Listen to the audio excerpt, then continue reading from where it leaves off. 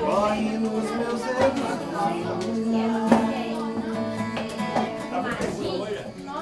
Menos a felicidade. Mesmo assim, mas não triste,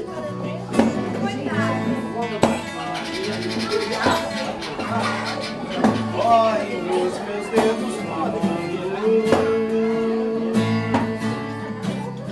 Em versos tristes que vento, nem aquilo que me prezo já me traz contentamento.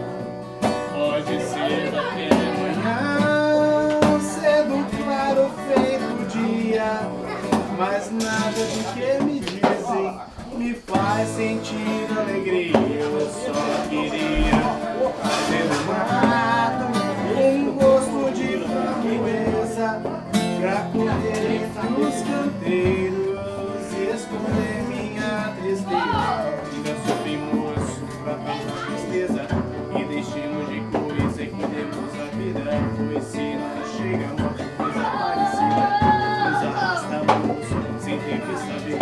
São as águas de março fechando o verão, é promessa de vida do meu coração. É pau, é pedra, é o fim do caminho, é o topo sozinho de um só queria ter um mato, um gosto de framboesa, pra correr entre os canteiros e esconder minha tristeza. Ainda subimos a tristeza e deixemos de coisa e cuidemos da vida. Se não chega a morte, desaparecida, vamos arrastar sem ter que saber. São as águas de março fechando o tempo, é promessa de vida do meu coração.